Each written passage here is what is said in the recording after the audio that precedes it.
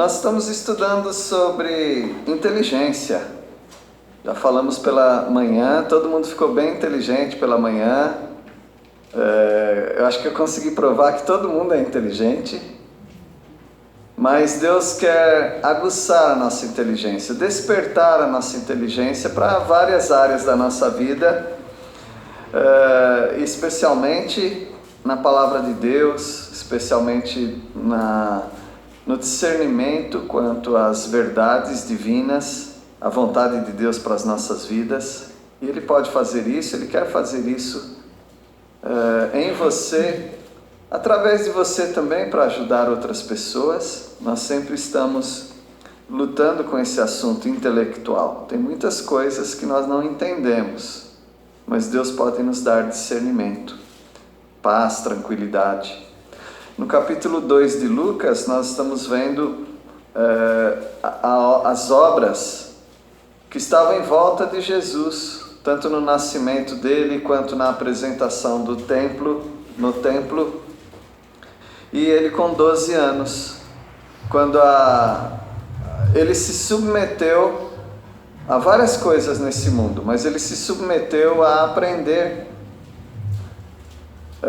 Você tem um grande privilégio de aprender, de crescer. Mas o Senhor Jesus, isso, se você pensar nele como Deus, não é um privilégio ele aprender, é uma regressão. Para nós, aprendizado é um progresso. Mas para Deus se tornar homem e começar a aprender, ele teve que se esvaziar. Então, como Deus, ele é onisciente, e como homem, ele se submeteu a viver como homem. Nós vamos ver algumas referências bíblicas para isso. Mas em Lucas 2, a partir do versículo 41, nós estamos vendo sobre a inteligência aguçada, como o Senhor Jesus foi crescendo em... eu poderia usar a palavra sabedoria, mas quando a gente fala de sabedoria, costumamos a dar uma ênfase mais sobre o uso da inteligência. Quase a gente nem lembra da palavra inteligência quando fala sabedoria. Tal pessoa é uma pessoa muito sábia. Nós não estamos nem pensando que ela é muito inteligente, mas que é uma pessoa com bastante discernimento. Mas não é esse lado que nós estamos enfatizando, mas é a inteligência mesmo. É o desenvolvimento cognitivo, como se diz. Um aprendizado. E Jesus foi aguçando esse aprendizado e os pais contribuíram muito para isso. E a ênfase foi que vocês, ou nós, que temos filhos pequenos, netos, sobrinhos, crianças que Deus coloca no nosso caminho, nós podemos contribuir bastante para aguçar a inteligência desses pequenos e até no desenvolvimento da vida cristã, porque esse é um grande objetivo de ser inteligente, é usar aquilo que Deus deu para nós, a nossa mente extraordinária, maravilhosa, que Deus deu para todos nós, para conhecê-lo mais. E nessa busca do conhecimento que nós estamos tendo aqui em Lucas 2, a partir do versículo 41, nós vimos que a inteligência é aguçada no templo. No versículo 41, os pais de Jesus o levavam para o templo. Anualmente, eles tinham 5 festas, mas 3 festas quase nenhum judeu faltava. Então Jesus, com 12 anos, provavelmente ele já tenha ido no templo umas 36 vezes. E lá a mente dele ia se desenvolvendo. Tudo bem, ele é Deus, mas como homem, ele se submeteu a deixar-se, ou permitir-se aprender e desenvolver. No versículo 42 nós vimos que a mente fica aguçada aos 12 anos. E quanto mais cedo uma criança está na igreja, mais aguçada fica a mente de uma criança. Isso é bem curioso na questão de culpabilidade, e é preocupante também, porque uma criança sem luz da palavra de Deus, ela só vai ter noção de pecado mais tarde. Mas uma criança na igreja estudando a palavra de Deus, isso é antecipado, porque ela tem muita luz da palavra de Deus e ela aguça a inteligência dela de tal forma que ela já pode compreender que o caminhar dela no dia a dia precisa refletir uma obediência à palavra de Deus. É extraordinário isso, mas isso para crianças bem ensinadas numa igreja pode acontecer com 3 anos de idade. Com 3 anos de idade. Isso é preocupante, irmãos, porque nós temos crianças inteligentes, mas que se elas partirem antes de tomarem uma decisão ao lado de Cristo Jesus, elas estão perdidas. Então nós precisamos nos apressar também para o fato de que crianças também se perdem e vão para o inferno. Elas precisam aprender a confiar em Jesus Cristo Salvador desde cedo. E o Senhor Jesus, ele ia ao templo, a inteligência dele era aguçada cada vez mais. E também nós aprendemos no versículo 43 que a inteligência é aguçada longe dos pais. Quando crianças, jovenzinhos estão longe dos pais, eles têm mais oportunidades de desenvolverem algumas áreas que eles não desenvolvem tanto dentro de casa. Isso também é preocupante para nós. Por isso nós precisamos preparar os nossos filhos desde cedo. Eles vão tomar as decisões deles, é verdade, mas eles precisam saber que eles tiveram uma semente bem plantada, germinada, para que eles vivam nesse mundo conscientes de que eles precisam prestar contas diante do Senhor. Tudo isso tem a ver com inteligência, com discernimento. Nos versículos 44 a 47, nós vimos que a inteligência fica aguçada, despertada, conversando, perguntando, ouvindo.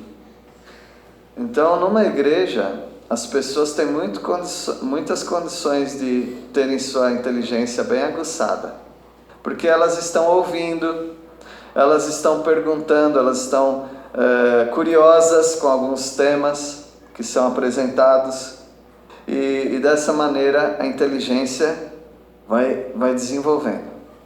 Eu tenho certeza que aqueles que entraram numa igreja já na fase adulta, eles ganharam muito intelectualmente entrando numa igreja.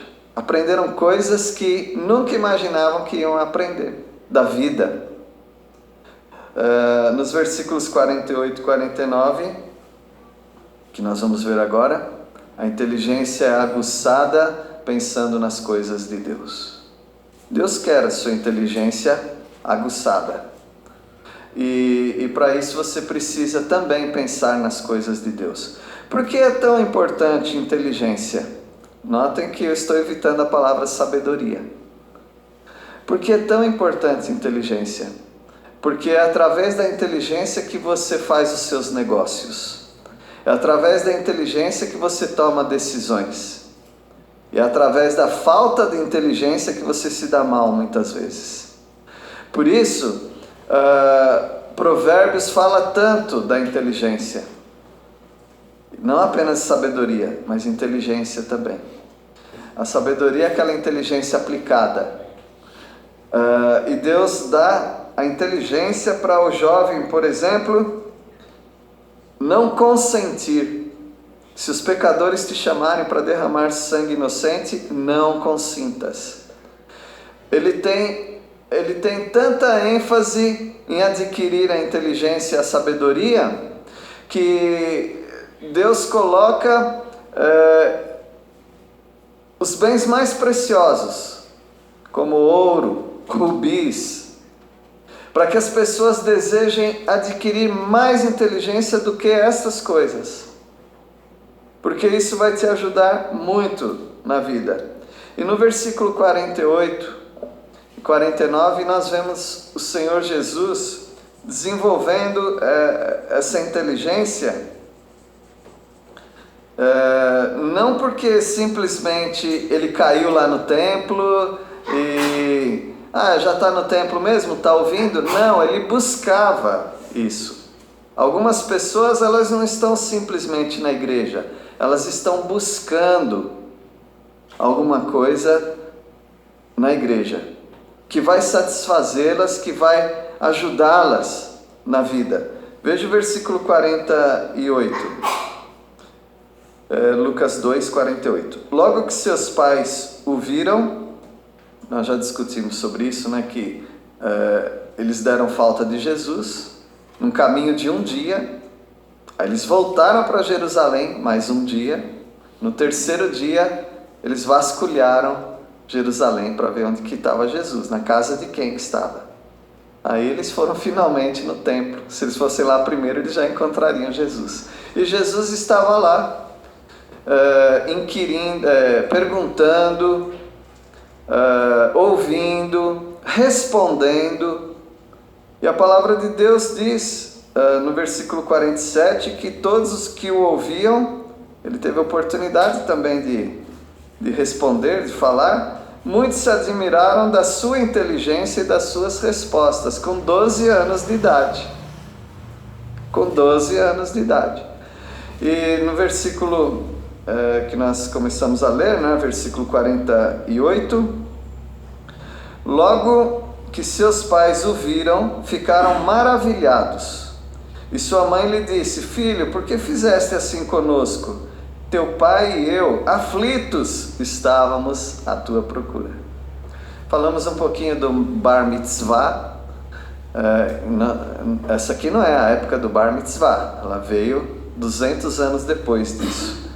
Mas já havia aquele conceito dos judeus de com 12 anos o menino já fica mais à vontade, mais à solta. Lá em João capítulo 9... quando perguntaram para os pais daquele que era cego desde nascença, que fora curado por Jesus, perguntaram sobre ele, e os pais responderam: ele tem idade, pergunta para ele. Então pelo menos 12 anos ele tinha, porque com 12 anos, entre os judeus, um garoto poderia responder num processo, num tribunal. Antes disso não, mas a partir de 12 anos ele já tinha essa autonomia de inteligência, de discernimento. E o Senhor Jesus está lá, e os pais, ao mesmo tempo que maravilhados, aliviados, mas também: filho, não faz isso com a gente, né? Nós estávamos preocupados. A resposta de Jesus foi uma tesoura no cordão umbilical. A resposta de Jesus deixou bem claro: agora vocês já cumpriram sua parte. Claro, parcialmente, né? Agora eu estou tomando o meu rumo. Então o Senhor Jesus, ele responde no versículo 49. E ele lhes respondeu com uma pergunta, né? Por que me procuráveis? Não sabíeis que me cumpria estar na casa de meu pai? O que vocês pensavam de mim? Jesus poderia até relembrar para eles: vocês não lembram quando eu nasci, tudo que estava envolvido no nascimento? Vocês não lembram quando vocês me apresentaram no templo? Quando eu fui circuncidado, me deram o nome de Jeová Salvador. O que Simeão falou, vocês não lembram? Vocês não lembram da profetisa Ana? Jesus poderia falar várias coisas que nós sabemos, né? Agora é curioso aqui, não quero estragar a sua Bíblia, tá? Nem a minha, mas as versões têm esses probleminhas, até que a gente começa a cavocar mais no original, e a gente percebe que nem existe a palavra casa aqui. Aqui no versículo 49, quando ele responde, não sabias que cumpria estar na casa de meu pai? Não é assim. Originalmente, aqui o texto diz, vocês não sabem que eu deveria cuidar do pai? Nem faz sentido, né? Cuidar do pai? Isso em português chama elipse. Tá faltando uma palavra ali. Tirar uma palavra ali. Nos do pai quer dizer nos assuntos do pai. Então, é claro que ele estava na casa do pai, evidentemente. Mas ele não quer enfatizar o local, o lugar. Ele quer enfatizar o propósito da vida dele. Vocês não sabem que eu preciso cuidar dos assuntos do meu pai?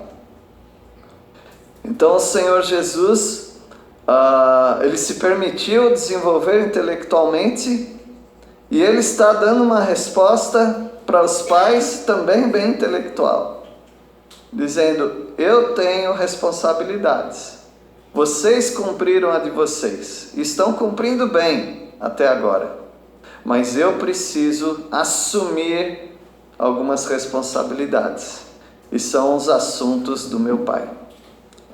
Esse é o texto original para nós, né? No versículo 49.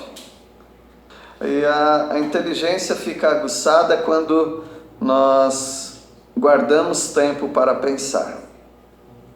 Outro dia eu estava falando sobre outras igrejas. Sempre é assim, quando você está comendo uma comida, você está falando de outra, já reparou? E quando você está numa igreja, você está falando de outras também. E as outras igrejas estão falando das nossas, da nossa, por exemplo. E fazendo algumas comparações, né, de como algumas igrejas são quanto à agenda.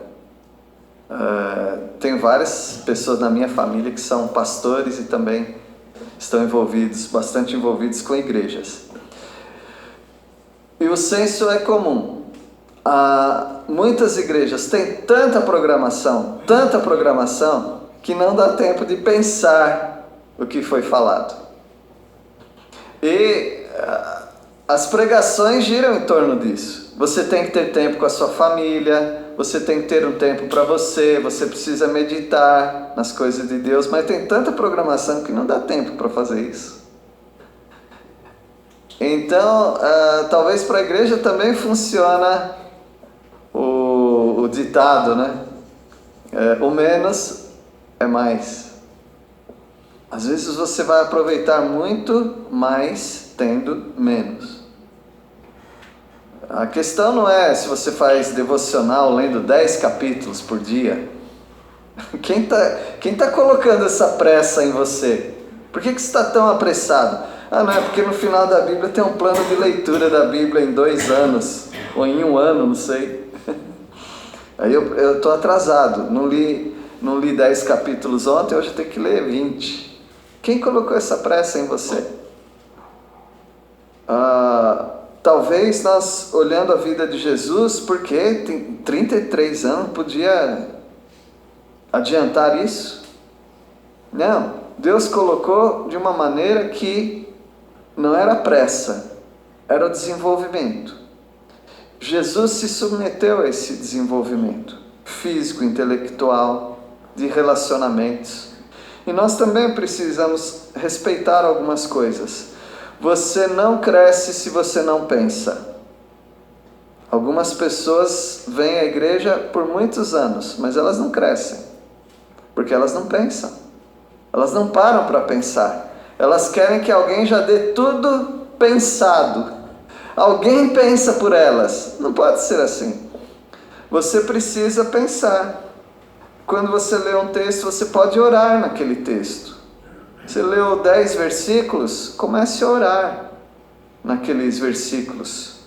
É claro que você está em outro contexto, mas tudo é aplicado. Por exemplo, os irmãos que dirigiram, Eles pegaram um texto escrito no ano 50, 52 e aplicaram para as nossas vidas hoje. Nós temos vários problemas hoje e ainda vale para nós as mesmas palavras. A forja, a maneira como Deus está usando o sofrimento para nos moldar, para nos deixar enrijecidos.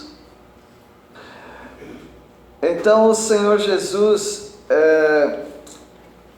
Deus está nos mostrando na sua palavra que nós precisamos pensar nos assuntos espirituais. Quem aqui já teve problemas no trabalho que você dormiu e sonhou com aquilo? Eu sonho com o meu trabalho quando eu tinha 13 anos na Avenida Paulista até hoje, que o papel da copiadora enroscou e eu tenho que abrir. Até hoje eu estou lutando com papel enroscado na impressora.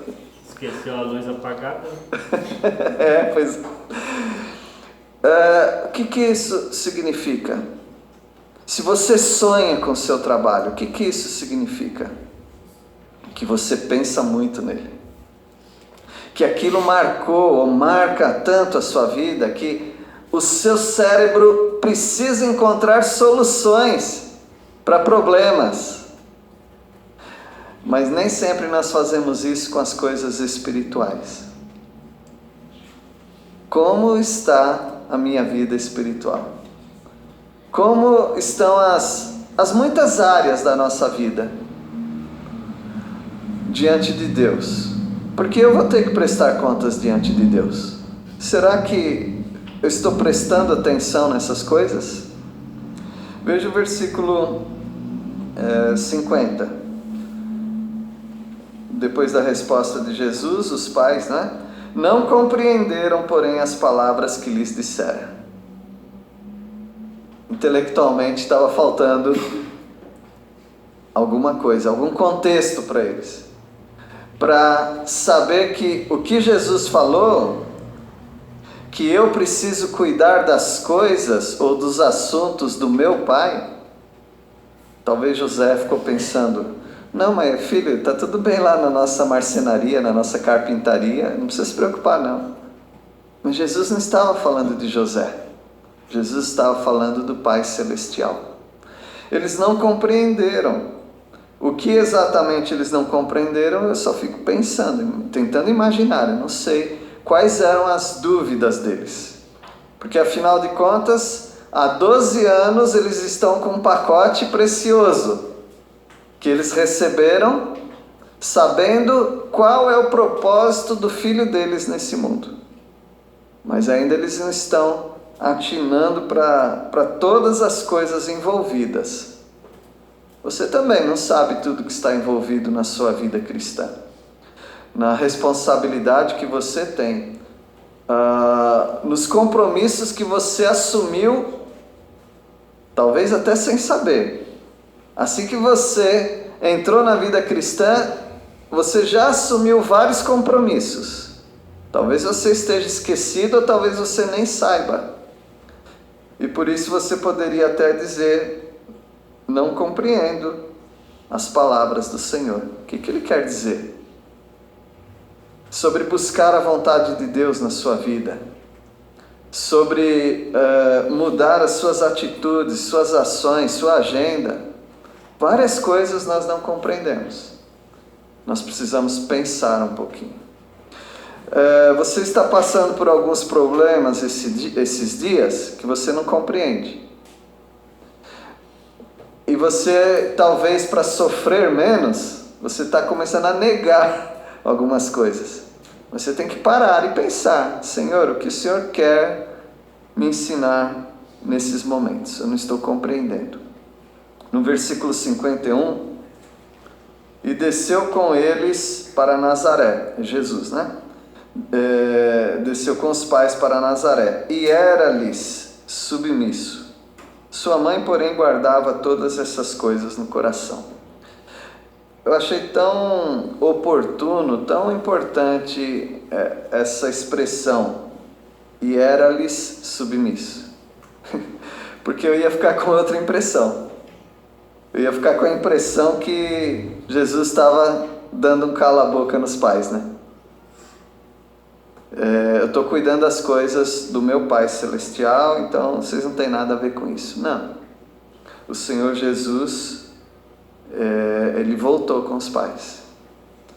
E a mãe dele guardava todas essas coisas no coração. Bom, das vezes que a palavra de Deus já disse isso sobre Maria, eu fico pensando que Maria era uma mulher em ebulição, né? Estava pronta para explodir, né? Porque ela tinha muita coisa no coração guardando. Tentando encaixar as peças, né? Tentando entender. Talvez ela pensasse, minha inteligência não está chegando a tanto. Mas ela guardava isso no coração. Irmãos, vamos exercitar um pouquinho mais a meditação. Tá bom? Não é meditação transcendental, tá bom? Pode ficar tranquilo. Não precisa ir para o Himalaia, tá? Não, a meditação simples, normal, guarda um tempo para você parar. Parar e pensar um pouquinho. Você como pai, você como mãe, como marido, como esposa. Pensar na sua vida. As pessoas já estão falando como você tem que viver. Mas pensar é mais do que isso. Dá um break mesmo, dá uma pausa. Não precisa tirar férias, nem nada disso. Mas para um pouco, periodicamente, e pensa. Maria guardava essas coisas no coração. Será que ela deixava lá no coração e não se fala mais nisso? Não.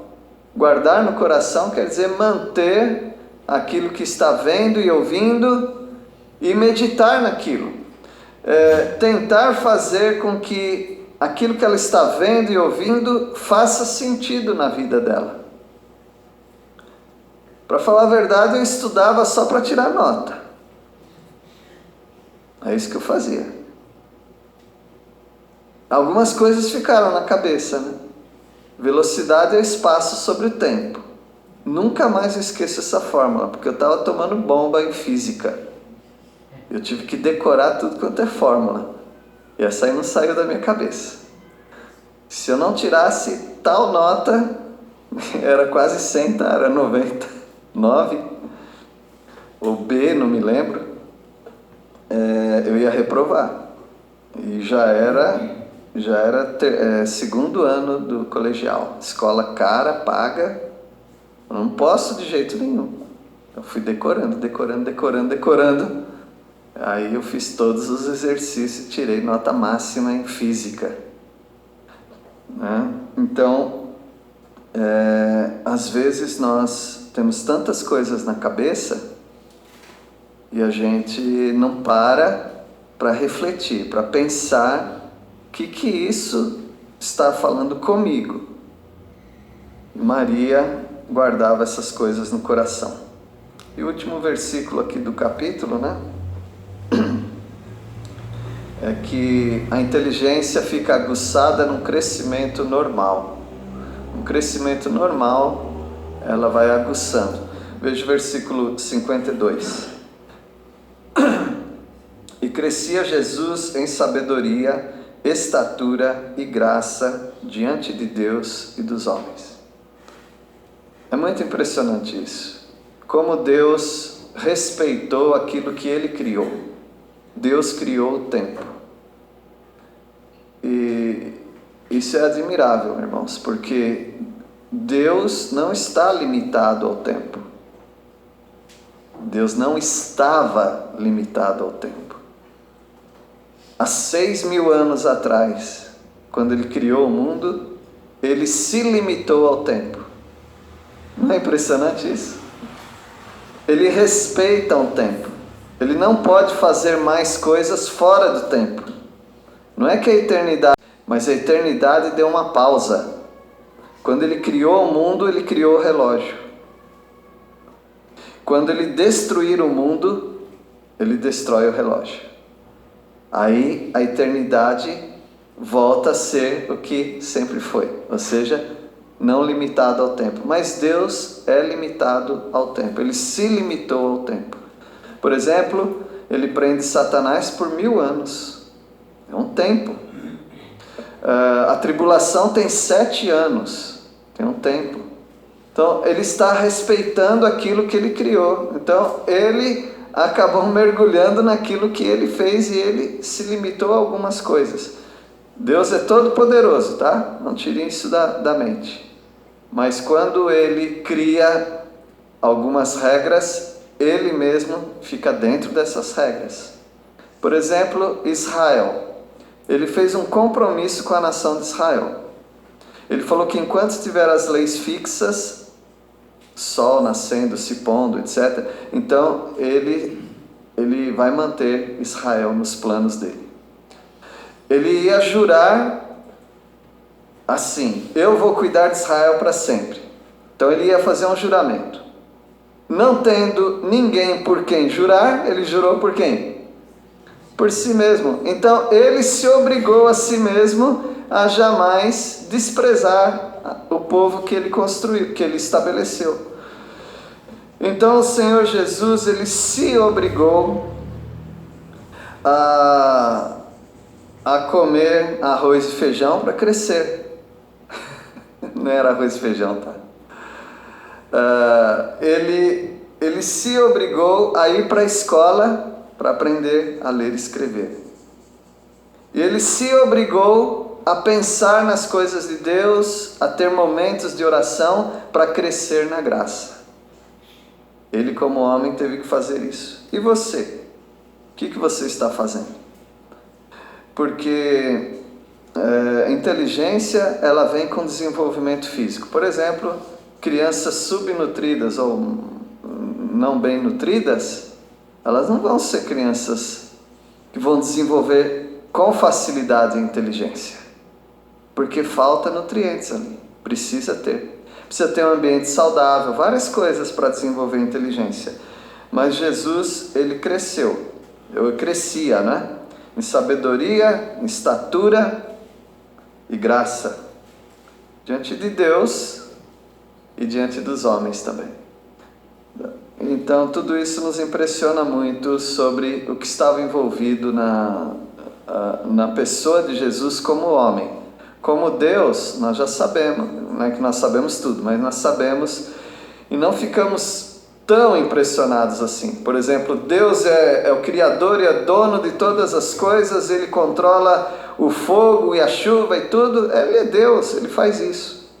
Agora, Deus se tornando homem, aí já é mais difícil de eu entender certas coisas. Por que Ele precisava obedecer os pais? Por que Ele precisava aprender a ler e escrever, por exemplo? Aprender com aqueles doutores da lei sobre a palavra dele, sendo que Ele próprio é a palavra. São mistérios que nós vamos aceitando e compreendendo.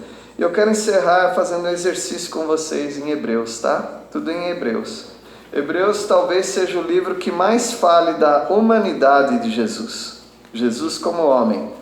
E eu vou pedir a ajuda de vocês para ler. Vai ser bem fácil achar, porque achando o livro, aí é só virar as páginas que eu pedi. Então nós vamos ver Jesus como homem, tá? Alguns versículos.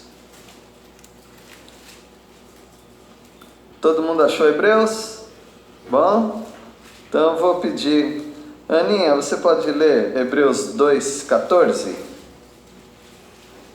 Visto, pois, que os filhos têm participação comum de carne e sangue, destes também ele igualmente participou, para que por sua morte destruísse aquele que tem o poder da morte, a saber, o diabo. Desculpa, eu estava lendo o capítulo 1, mas não era o capítulo 1. Eu falei certo, é 2,14, né? Você leu 2,14. Todo mundo prestou atenção, menos eu. Então, pode ler novamente? Visto, pois, que os filhos têm participação comum de carne e sangue, destes também ele igualmente participou, para que por sua morte destruísse aquele que tem o poder da morte, a saber, o diabo. O que esse versículo está dizendo? Ele está dizendo que as pessoas são gente. Você é gente, eu sou gente de carne e sangue.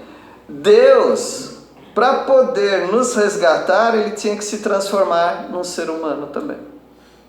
Então ele teve participação conosco de carne e sangue. Ele participou para que ele pudesse morrer de verdade.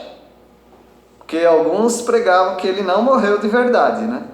Alguns falam que ele desmaiou, outros falam que ele fingiu, porque ele é Deus, Deus não morre. Não, ele era homem, ser humano como nós, participante comum de carne e sangue. Jesus como homem. 2,16, 2 versículos depois. Pastor Tiago, pode ler? Hebreus 2,16. Porque na verdade ele não tomou os anjos, mas tomou a descendência de Abraão. Então ele não socorreu, ele não tomou anjos. O assunto de Jesus não era com anjos. O assunto de Jesus era com seres humanos, descendência de Abraão. Então ele tinha que assumir isso. Ele tinha que ser inclusive judeu. Agora 2,17. O Caio, pode ler? Portanto, era necessário que ele se tornasse semelhante a seus irmãos em todos os aspectos, de modo que pudesse ser nosso misericordioso e fiel sumo sacerdote diante de Deus e realizar o sacrifício que remove os pecados do povo.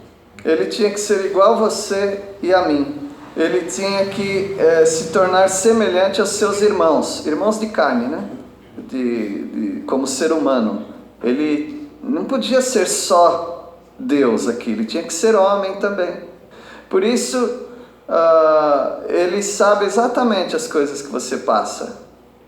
Se uma ferpa entrasse no dedo dele enquanto ele estava trabalhando com o pai dele, ele sabia que aquilo ia incomodar por uma semana até que o organismo tirasse a ferpa, jogasse para fora. Ou ele ia ter que cutucar aquilo ali, dói, para tirar a ferpa. Ele era igual a nós. 4,15. Val, você pode ler? 4,15.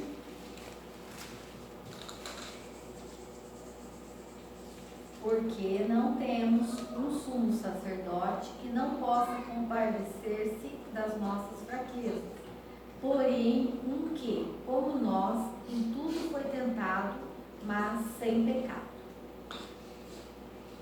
Então nós não temos alguém, um sumo sacerdote que não sabe ou não pode compadecer das nossas fraquezas. Ele tinha sede, ele tinha fome. Se a mãe dele ficasse doente, ele sentia tristeza. Então ele era uma pessoa como nós, ele não tinha pecado. Eu acredito também, tenho certeza disso, que ele nunca pegou nenhuma gripe. Então ele não sabe o que é uma gripe. Não, algumas coisas realmente ele se limitou. Ele não pôde entrar de cabeça em tudo, porque senão aí ele estaria... ele seria um pecador. Ele não era pecador. Mas no que ele pôde, ele chegou ao máximo, irmãos. Pode ter certeza que ele entregou tudo de si mesmo para se parecer com você. 5:7 agora.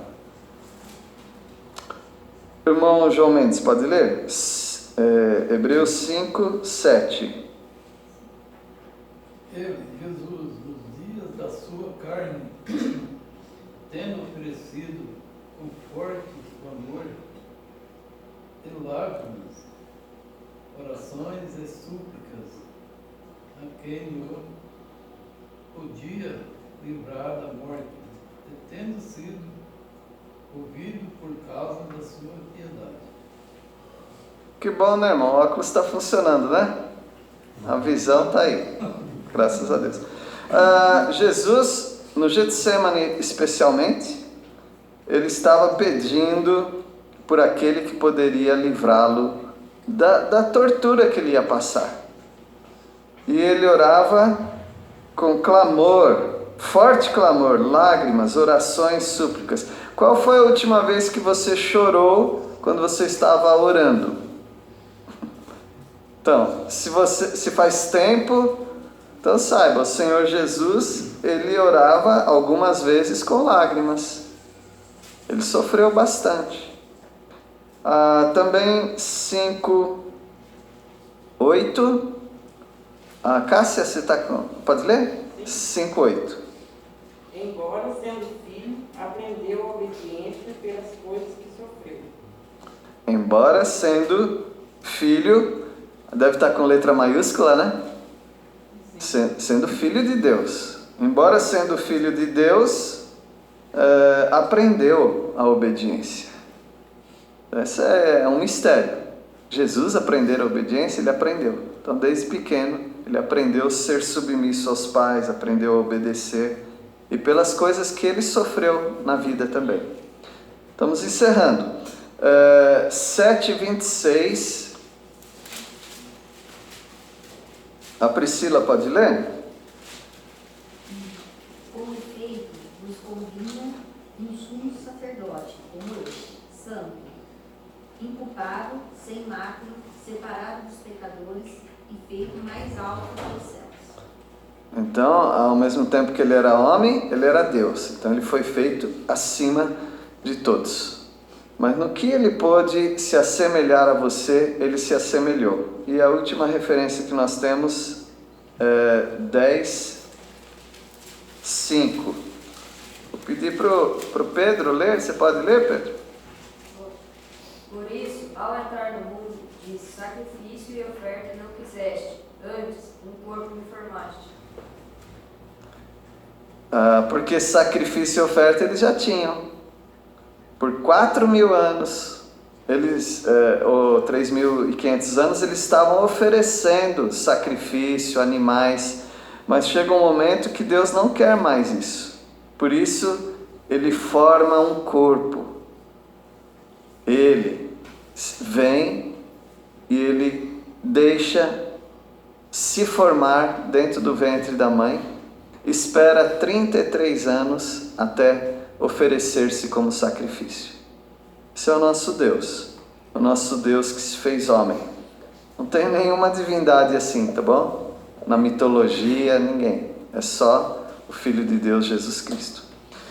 Então, capítulo 2, ele é magnífico, majestoso, e ele também é envolvido com muito mistério. Mas eu acredito que aprendemos bastante sobre a vida de Jesus, o que estava envolvido no nascimento dele, na apresentação do templo e aos 12 anos de idade. Ame a esse mestre, porque ele amou muito a você. Vamos orar. Deus, obrigado pela tua palavra, mais uma vez, é mostrada para nós e mostra como o Senhor se preocupou com cada detalhe, não fingindo ser um homem, mas tornando-se um homem, totalmente Deus. Nós cremos nisso, nós agradecemos por essa redenção maravilhosa de alguém que soube assumir os nossos pecados. Agradecemos em nome dele mesmo, de Jesus. Amém.